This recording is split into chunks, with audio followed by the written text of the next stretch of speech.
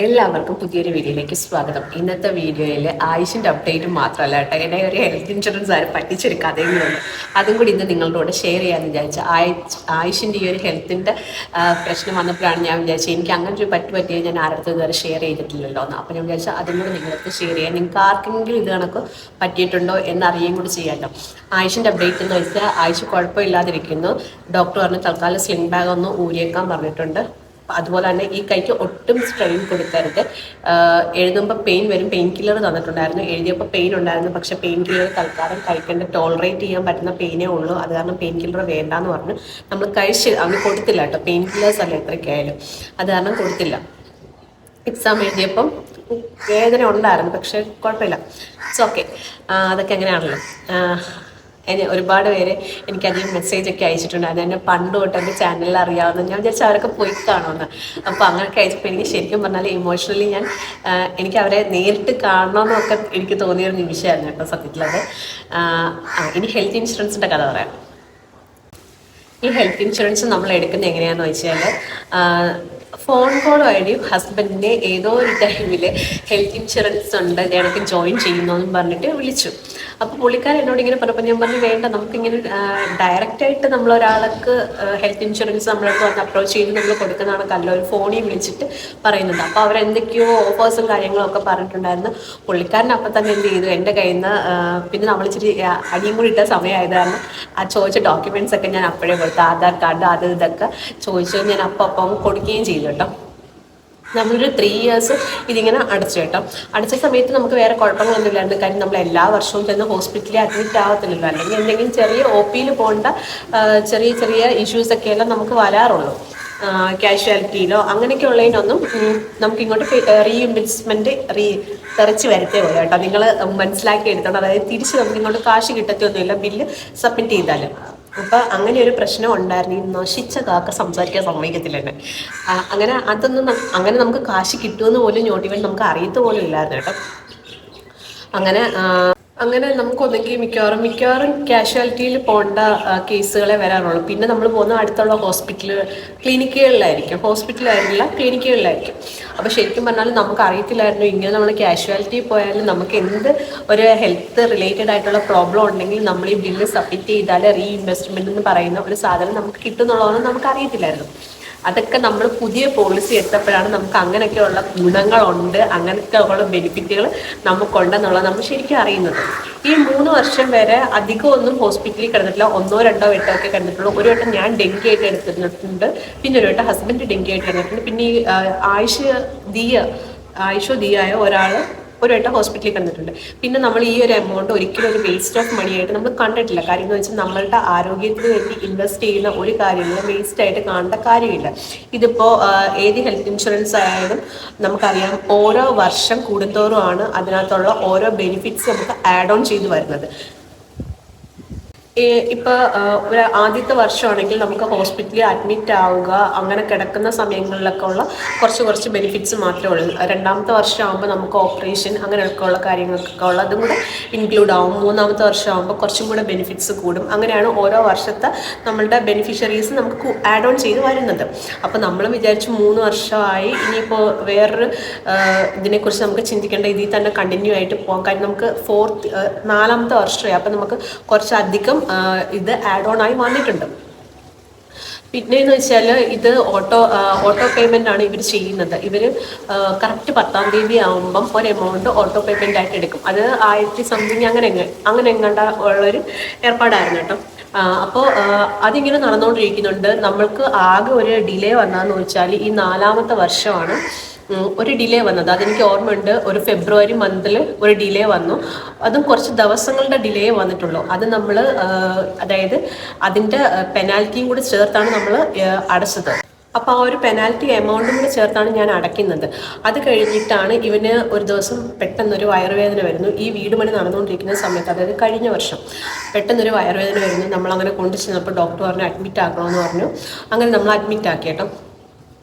ബിറ്റാക്കി നമ്മൾ അപ്പം തന്നെ നമ്മൾ അല്ലെങ്കിൽ രാത്രിയൊക്കെ ആകുമ്പോഴത്തേക്കിനും ഞാൻ കൊണ്ടുവന്ന് ഡോക്യുമെൻറ്റ്സ് ഒക്കെ അവിടുത്തെ ഹെൽത്ത് ഇൻഷുറൻസിൽ കൊടുത്തു. ആ രാത്രിയല്ല, എനിക്ക് തോന്നുന്നു വൈകിട്ടോ എങ്ങാണ്ടായപ്പോൾ ഞാൻ വാട്സപ്പ് വഴി അയച്ചു കൊടുത്തു എല്ലാം കേട്ടോ. അങ്ങനെ എല്ലാം അയച്ചു കൊടുത്തു. അവരും അതെല്ലാം ഓക്കെ പറഞ്ഞു, എല്ലാം ക്ലിയർ ആണെന്ന് പറഞ്ഞു. പിന്നീടാണ് 2 ദിവസം കഴിഞ്ഞപ്പോൾ ഇങ്ങനെ ഡിസ്ചാർജ് ഒക്കെ ആവുന്ന സമയത്താണ് അവിടെ നിന്ന് വിളിച്ചിട്ട് പറയുന്നത്, ഡിസ്ചാർജ് ആവുന്നതിന് മുമ്പ് വിളിച്ച് പറഞ്ഞു കേട്ടോ, ഇത് കണക്ക് അവർ അപ്രൂവ് ആക്കിയിട്ടില്ല ഇതുവരെ, അതെന്താണെന്ന് അറിയത്തില്ല എന്ന് പറഞ്ഞു കേട്ടോ. അപ്പോഴത്തേക്കിനും എനിക്കും ടെൻഷനായി. ഞാൻ എന്ത് ചെയ്തു, ഹസ്ബൻഡിന് മെസ്സേജ് ഇട്ട് കണക്ക് അവർ അപ്രൂവ് ആക്കിയിട്ടില്ല, അവർ കോൺടാക്ട് ചെയ്യുന്ന നമ്പർ എന്തെങ്കിലും ഉണ്ടെങ്കിൽ തരാൻ പറഞ്ഞു. അപ്പോൾ പുള്ളിക്കാരുടെ കയ്യിലില്ല. അപ്പോൾ റീസെൻ്റായിട്ട് ഇവർ എന്നെ ഒന്ന് കോൺടാക്ട് ചെയ്തിട്ടുണ്ടായിരുന്നു. അപ്പോൾ ആ നമ്പർ ഞാൻ ട്രൂ കോളർ വഴി എടുത്തിട്ട് ഇവരെ അങ്ങോട്ട് വിളിച്ചു. ഇവരെ അങ്ങോട്ട് വിളിക്കുമ്പോൾ കോളൊന്നും ആരും അറ്റൻഡ് ചെയ്യത്തില്ല കേട്ടോ. അങ്ങനെ എനിക്ക് വീണ്ടും ടെൻഷനായി. പിന്നെ ഞാൻ നോക്കിയപ്പോൾ ആകെയുള്ളൊരു ഓപ്ഷൻ എന്ന് വെച്ചാൽ ഹെൽത്ത് ഇൻഷുറൻസുകാർക്ക് മെയിൽ അയക്കുക എന്നുള്ളതേ ഉള്ളൂ. അങ്ങനെ ഇവർക്ക് മെയിൽ അയച്ചപ്പോൾ ഇവർ റിപ്ലൈ തന്നു. അപ്പം ഞാനിങ്ങനെ കാര്യങ്ങളൊക്കെ അവർക്ക് ഡീറ്റെയിൽ ആയിട്ട് ഇത് ചെയ്തിട്ട് ഞാൻ വീണ്ടും മെയിൽ അയച്ചു. ഞാൻ കാര്യങ്ങളൊക്കെ ടൈപ്പ് ചെയ്തു. ഇപ്പോഴും ഈ മെയിൽസൊക്കെ മെയിൽ ആയതുകൊണ്ട് നമുക്ക് ഇത് ഡിലീറ്റ് ആയി പോകത്തില്ല, ഇത് നമ്മളുടെ ഫോണിൽ തന്നെ ഉണ്ടാവും. അങ്ങനെ ഞാൻ മെയിൽ ചെയ്യുന്നു, ഇവർ തിരിച്ചിങ്ങോട്ട് അവർ അപ്രൂവ് ആക്കിയിട്ടുണ്ട് അല്ലെങ്കിൽ പ്രോബ്ലം സോൾവ് ചെയ്തിട്ടുണ്ടോ എന്നൊക്കെ പറഞ്ഞിട്ട് ഇവരിങ്ങോട്ട് മെസ്സേജ് ഇടുന്നു. പക്ഷേ ഹോസ്പിറ്റലിലെ ഹെൽത്ത് ഇൻഷുറൻസിൽ നിന്ന് വിളിച്ചിട്ട് പറയുന്നു അവർ അപ്രൂവ് ആക്കിയിട്ടില്ല എന്ന് പറയുന്നു.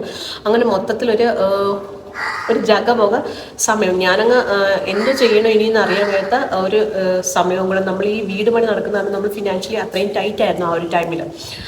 ഫൈനലി നമ്മൾ എന്തായാലും എമൗണ്ട് പേ ചെയ്തപ്പം ഇവർ ഹോസ്പിറ്റലുകാർ പറഞ്ഞു ഒരു കാര്യം ചെയ്ത് ചിലപ്പോൾ ഇവർ റീഇൻവെസ്റ്റ്മെൻറ്റ് തെറിച്ച് വരത്തില്ല കേട്ടോ, വാക്ക് അപ്ലൈ ചെയ്യുക, ചിലപ്പോൾ അങ്ങനെ എമൗണ്ട് വരുമെന്ന് പറഞ്ഞു. അങ്ങനെ ഇവരുടെ മെയിലിലും അങ്ങനെ ഒരു ഇതുണ്ടായിരുന്നു, നിങ്ങൾ ഡിസ്ചാർജ് ആകൂ, നമ്മൾ എമൗണ്ട് ഇത് ചെയ്യാം എന്നൊരു ഇതുണ്ടായിരുന്നു.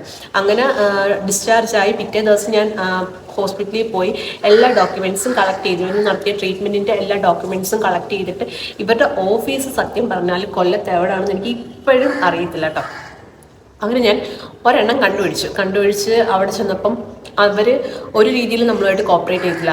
അവരുടേത് ലൈഫ് ഇൻഷുറൻസ് ആണ്, ഇത് ഹെൽത്ത് ഇൻഷുറൻസ് ആണ്. ഓക്കെ, അതെനിക്ക് മനസ്സിലാവും, ലൈഫ് ഇൻഷുറൻസ് ഓഫീസാണ് ഇതിൻ്റെ ഹെൽത്ത്, ഒരേ കമ്പനിയുടെ തന്നെ ലൈഫ് ഇൻഷുറൻസ് ഹെൽത്ത് ഇൻഷുറൻസും ആണെന്നേ ഉള്ളൂ കേട്ടോ. ഈവൻ ഞാൻ പറയുന്നത് പോലും അവർ കേൾക്കാൻ ഇത് തയ്യാറായില്ല കേട്ടോ. അപ്പോൾ ഓക്കെ ഫൈൻ, ഞാൻ വിചാരിച്ചു ഓക്കെ. ഞാൻ അവരുടെ അടുത്ത് കുറച്ചൊക്കെ പറഞ്ഞു നോക്കി. പിന്നീട് ഞാൻ അവിടെ നിന്നുകൊണ്ട് തന്നെ ഞാൻ മെയിൽ ഇവർക്ക് അയക്കുന്നുണ്ട്, ഞാൻ ഇന്ന ഓഫീസിൽ നിൽക്കുക. അവരൊരു റിപ്ലൈയും തരുന്നില്ല. അവർ നിങ്ങൾ സാറ്റിസ്ഫൈഡ് ആണോ ഞാൻ എന്തിന് സാറ്റിസ്ഫൈഡ് ആണെന്ന് വെച്ചിട്ട് അവർക്ക് മെയിൽ അയക്കാം. അപ്പം ഞാൻ പിന്നെ അവർക്ക് മെസ്സേജ് അയച്ചില്ല. ഞാൻ അങ്ങനെ ഹസ്ബൻഡ് അടുത്ത് പറഞ്ഞപ്പോൾ ഹസ്ബൻഡ് പറഞ്ഞു കുഴപ്പമില്ല, ഞാൻ വന്നിട്ട് ക്ലിയർ ചെയ്യാം, പുള്ളിക്കാരനല്ലേ ഹെൽത്ത് ഇൻഷുറൻസ് അത് എടുത്തത്. എന്നാലും എനിക്ക് ഞാൻ ആ എമൗണ്ട് എനിക്ക് തിരിച്ച് വേണം എന്നുള്ളൊരു ഇതുണ്ടായിരുന്നു കേട്ടോ. കിട്ടിയാലും നമുക്ക് ആ ഒരു ടൈമിൽ വീട് പണി നടക്കുന്ന സമയമാണ്, നമുക്ക് ഉപകാരപ്പെടുമെന്നുള്ളതുണ്ടായത് കാരണം വേണമെന്നുണ്ടായിരുന്നു. അപ്പോൾ നമ്മൾ ഈ ഒരു ഇത് കഴിഞ്ഞു, നമ്മൾ രണ്ടുപേരും കൂടെ ഡിസ്കസ് ചെയ്ത് ഇനി നെക്സ്റ്റ് മന്ത് തൊട്ട് നമ്മൾ പ്രീമിയം അടയ്ക്കുന്നില്ല, നമുക്ക് ഈ ഒരു ഹെൽത്ത് ഇൻഷുറൻസ് വേണ്ടാന്ന്. അപ്പോൾ ഞങ്ങൾ ആ ഒരു വെരി നെക്സ്റ്റ് ഡേ തന്നെ നമ്മൾ അടുത്ത ഹെൽത്ത് ഇൻഷുറൻസ് നമുക്ക് എടുക്കണം. ഹെൽത്ത് ഇൻഷുറൻസ് എന്ന് വെച്ചാൽ നമ്മൾക്ക് വളരെ എക്സെൻഷ്യൽ ആയിട്ടൊരു കാര്യമാണ് കേട്ടോ. കാര്യം നമുക്കത് ഒരുപാട് വട്ടം പ്രയോജനപ്പെട്ടിട്ടില്ല എന്നല്ല, ഈ പണ്ടത്തെ ഹെൽത്ത് ഇൻഷുറൻസ് പ്രയോജനപ്പെട്ടിട്ടുണ്ട്. പക്ഷെ ഇങ്ങനെ ഒരു ഇഷ്യൂ എന്തുകൊണ്ട് വന്നു, ഞാൻ ഇതിന് അതായത് പെനാൽറ്റി അടച്ചില്ലെങ്കിൽ പറയാം, പെനാൽറ്റി അടയ്ക്കാത്തത് കൊണ്ടാണ് ഇത്ര ദിവസത്തെ ഗ്യാപ്പ് അല്ലെങ്കിൽ 1 മാസത്തെ ഡിലേ വന്നിട്ടാണെന്ന് പറയാം. ഇത് ദിവസങ്ങളുടെ ഡിലേ മാത്രമേ വന്നുള്ളൂ, അതുമല്ല ഞാൻ പെനാൽറ്റി ചാർജ് അടയ്ക്കുകയും കൂടെ ചെയ്തു. അപ്പോൾ എനിക്കത് അക്സെപ്റ്റ് ചെയ്യാൻ ബുദ്ധിമുട്ടാണ്. അപ്പോൾ അതുമല്ല എനിക്കിങ്ങനെ ഒരാളുമായിട്ട് നമ്മൾ കറക്റ്റ് കോൺടാക്റ്റിലാണെങ്കിൽ കുഴപ്പമില്ല, നമ്മൾ വിളിച്ച് ഒരു ഡൗട്ട് ചോദിക്കുമ്പോൾ അവർ ക്ലിയർ ചെയ്ത് തരുവാണെങ്കിൽ നമുക്ക് കുഴപ്പമില്ല. ഇത് നമുക്ക് ഇതെന്ന് വെച്ചാൽ നമുക്ക് കോൺടാക്ട് ചെയ്യാൻ ഒരു വ്യക്തിയില്ല. നമ്മൾ ഈ ഫോണിൽ കോൺടാക്ട് ചെയ്യുന്നവർ തന്നെ ആണെങ്കിൽ നമ്മൾ തിരിച്ച് വിളിച്ചാൽ ഇവരെടുക്കത്തില്ല. ഇങ്ങോട്ട് വിളിക്കുമ്പോൾ ഓക്കെ ഫൈൻ, അവർ നമ്മളുമായിട്ട് സംസാരിക്കും, നമ്മൾ ഡൗട്ട് ചോദിച്ചാൽ പറഞ്ഞു തരും. പക്ഷേ നമ്മൾ അവരെ അങ്ങോട്ട് ആ നമ്പറിൽ തിരിച്ച് കോൺടാക്ട് ചെയ്താൽ ഒരു രീതിയിലുള്ള റെസ്പോൺസും ഇല്ല. അങ്ങനെ നമ്മൾ ഇങ്ങനെ ചർച്ച ചെയ്ത് അവസാനം നമ്മൾ എടുത്തതെന്ന് വെച്ചാൽ SBIയുടെ എടുത്തു കേട്ടോ. SBIയുടെ ഇപ്പം പോലും എനിക്ക് ഒരു ഡൗട്ട് ഉണ്ടെങ്കിൽ ഇപ്പം ഈ നിമിഷം വിളിച്ചാലും കോൾ എടുക്കാൻ അവിടെ ഒരാളുണ്ട് എന്നുള്ളതാണ് എൻ്റെ ഏറ്റവും വലിയൊരു ധൈര്യം. അതുപോലെ തന്നെ അവിടെ ചെന്നതിന് ശേഷമാണ് ഹെൽത്ത് ഇൻഷുറൻസ് ഞാൻ എടുത്തത് ഈ വട്ടം അല്ല, ഇതിപ്പോൾ നമ്മളുടെ ഇനി അങ്ങോട്ട് പോകുന്നത് നമ്മളുടെ 3rd ഇയറിൻ്റെ ഇതാണ് കേട്ടോ. നമ്മൾ ആദ്യത്തെ വർഷം കഴിഞ്ഞു, 2ാമത്തെ വർഷം കഴിഞ്ഞു, ഇനി പോകുന്നത് 3ാമത്തെ വർഷത്തിലേക്കാണ്. അപ്പോൾ അത്രയും ബെനിഫിറ്റ് നമുക്ക് കൂടുതൽ ആഡ് ഓൺ ആയി കിട്ടും. ഇപ്പോൾ 2nd ഇയർ നമുക്ക് കുറച്ചധികം ബെനിഫിറ്റ്സ് കിട്ടിയിട്ടുണ്ട്. ഈ ഹെൽത്ത് ഇൻഷുറൻസ് എടുക്കുമ്പോൾ തന്നെ നമുക്ക് ഹെൽത്ത് ചെക്കപ്പ് ഉണ്ട് കേട്ടോ. 3000 റുപ്പീസിൻ്റെയോ മറ്റോ ഹെൽത്ത് ചെക്കപ്പ് ഉണ്ട്. 1 ഇയറിൽ ആ ഒരു ഹെൽത്ത് ചെക്കപ്പ് നമുക്ക് ചെയ്യാം. എന്നിട്ട് ആ ബില്ല് കൊണ്ടുവന്ന് നമ്മൾ കൊടുത്താൽ മതി. അതുപോലെ തന്നെ നമ്മൾ കാഷ്വാലിറ്റി പോയാലും ഹോസ്പിറ്റലുകളിൽ എന്തിനു പോയാലും ആ ബില്ലുകൾ കൊണ്ടുവന്ന് കൊടുത്താലും നമുക്ക് റീഇൻവെസ്റ്റ്മെൻറ്റ് എന്ന് പറയുന്ന ഒരു സംഭവം ഉണ്ടെന്ന് സത്യത്തിൽ SBIയുടെ ഇതിൽ ചെയ്യുന്നതിന് ശേഷമാണ് എനിക്ക് മനസ്സിലായത്. ഒരു കുഞ്ഞ് സിംഗിളായിട്ടുള്ള ഒരു ഇതിനായ ഒരു 100 രൂപയുടേതായാൽ പോലും അവർ നമ്മളോട് പറയും നിങ്ങൾ ആ ബില്ല് കൊണ്ടുവന്ന് നമ്മൾ എമൗണ്ട് ഇത് ചെയ്ത് തരാമെന്നേ പറയത്തുള്ളൂ.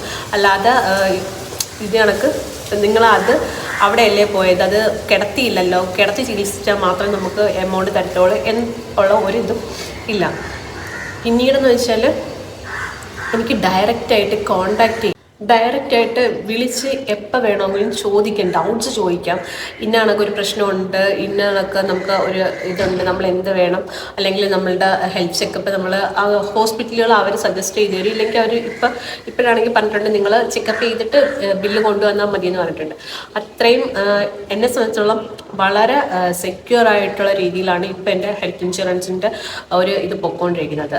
ഈ മറ്റവരുടേതായിരുന്നപ്പോൾ ഞാൻ ഒരുപാട് ഇവരൊന്ന് കോൺടാക്ട് ചെയ്യാനോ എന്തെങ്കിലും ഒരു ഡൗട്ട് ചോദിക്കാനോ ഒന്നും നമുക്ക് ഒരു രീതിയിലും ഒരു ആക്സസിബിലിറ്റി ഇല്ലാത്ത ആൾക്കാരായിരുന്നു കേട്ടോ. അപ്പോൾ നിങ്ങൾക്ക് ആർക്കെങ്കിലും ഇതേ കണക്കത്തൊക്കെ ഉള്ള അനുഭവം ഉണ്ടായിട്ടുണ്ടെങ്കിൽ പറയണം. എനിക്ക് സത്യത്തിൽ അന്ന് ബില്ലായിട്ട് ഒരു 40,000-നകത്തുള്ളൊരു എമൗണ്ട് ഞാൻ അന്ന് ബില്ലായിട്ട് അടച്ചിട്ട് ഞാൻ ആ ഒരു ഹോസ്പിറ്റലിൽ നിന്ന് ഇറങ്ങുമ്പോൾ നിങ്ങൾ ആലോചിച്ച് നോക്കണം എന്തൊക്കെ നമുക്ക് ബുദ്ധിമുട്ടുകളുള്ള ഒരു സമയമാണ്. ആ ഒരു സമയത്താണ് ഈ ഒരു 40,000 രൂപയ്ക്ക് അകത്തുള്ളൊരു ബില്ല് നമ്മൾ അവിടെ അടച്ചിട്ട് ഇറങ്ങുന്നത്. പിന്നെ നമ്മൾ വിചാരിച്ചു ഓക്കെ ഫൈൻ, ഇനി നമ്മൾ ഇത് ചെയ്യുന്നില്ലല്ലോ. പക്ഷേ നെക്സ്റ്റ് മന്ത് നമ്മൾ പ്രീമിയം അടയ്ക്കാതിരുന്നപ്പോൾ കൃത്യമായിട്ട് അവിടുന്ന് ബില്ല് വരുന്നത് മാം ഇതേ കണക്ക്. ഞാൻ പറഞ്ഞു നിങ്ങളുമായിട്ട് എനിക്ക് സംസാരിക്കാൻ പോലും താല്പര്യമില്ല, ഇതേ കണക്കൊരു ഇഷ്യൂ ആയിട്ട് ഞാൻ നിങ്ങളെ കോൺടാക്ട് ചെയ്യാൻ ശ്രമിച്ചപ്പോൾ ഒരു രീതിയിൽ നിങ്ങളന്ന് ഞാൻ ചോദിച്ചു നിങ്ങൾ ഈ നമ്പർ എവിടെ നിന്ന് നിങ്ങൾ എന്തിനാണ് വിളിക്കുന്നതെന്ന് ചോദിച്ചു. ഞാൻ പറഞ്ഞു ഈ നമ്പറിൽ അങ്ങോട്ട് വിളിച്ചാൽ ഒരു രീതിയിൽ നിങ്ങളെ ഫോൺ എടുക്കത്തില്ലല്ലോ എന്നൊക്കെ ഞാൻ ചോദിച്ചു. ഇവരതിനൊന്നും മറുപടി പറഞ്ഞില്ല. ഞാൻ പറഞ്ഞു നിങ്ങളുടെ സർവീസ് എനിക്ക് വേണ്ടതാനും ഇനി ഈ ഒരു ഹെൽത്ത് ഇൻഷുറൻസ് എടുക്കാനും ഞാൻ താല്പര്യപ്പെടുന്നില്ലാണ്. അത് കഴിഞ്ഞിട്ട് എനിക്ക് അവരുടെ ഓഫീസിൽ നിന്ന് മെയിൽ വന്ന് സാറ്റിസ്ഫൈഡ് അല്ലേ എന്ന് ചോദിച്ചു. നമുക്ക് സത്യം പറഞ്ഞാണല്ലോ ദേഷ്യം വരും. പിന്നീട് നമ്മൾ ആ ഒരു പ്രീമിയത്തെ കണ്ടിന്യൂ ചെയ്തിട്ടേ ഇല്ല കേട്ടോ. നമുക്ക് എന്ന് വെച്ചാൽ നമുക്ക് ഒരു രീതിയിൽ ആ പ്രീമിയം കൊണ്ട് 2-3 വട്ടം നമുക്ക് ബെനിഫിറ്റ് ഉണ്ടായിട്ടുണ്ട്, ഇല്ല എന്നല്ല. പക്ഷെ ആ ഒരു എമൗണ്ട് നമ്മൾ അടയ്ക്കുന്ന ഒരു എമൗണ്ട് വെച്ച് നമുക്ക് നോക്കുകയാണെങ്കിൽ അത്ര വലിയൊരു സംഭവമല്ല. പക്ഷേ ഇത് എനിക്ക് ഹെൽത്ത് ഇൻഷുറൻസിൽ ഡയറക്റ്റായിട്ട് ആക്സസിബിലിറ്റി ഉണ്ട്. അതുപോലെ തന്നെ നമ്മൾ ഒരു ഹോസ്പിറ്റലിൽ പോയാൽ കുട്ടികളെയും കൊണ്ട് പോയാൽ ഇപ്പം തന്നെ ആയുഷിൻ്റെ ഈ ഒരു ഇത്രയും ഇത് ബില്ലുകൾ ഞാൻ എല്ലായിടത്തും കളക്ട് ചെയ്ത് വെച്ചിട്ടുണ്ട്. നമുക്കത് കൊണ്ടുവന്ന് ബാങ്കിൽ കൊടുത്താൽ മതി. അതിൽ നമുക്ക് കറക്റ്റായിട്ട് ഇന്ന ബ്രാഞ്ചിൽ ഇന്ന ആളുടെ കയ്യിലെന്ന് വേണം നമുക്കറിയാം. അവിടെ കൊണ്ടുവന്ന് കൊടുത്താലും നമ്മളുടെ അക്കൗണ്ടിൽ കാശ് വരും. നമ്മൾ എത്രയാണോ ഹോസ്പിറ്റലിൽ ചിലവാക്കിയത് ആ എമൗണ്ട് നമുക്ക് തിരിച്ച് കിട്ടും എന്നുള്ളൊരു ഉറപ്പ് നമുക്കുണ്ട്.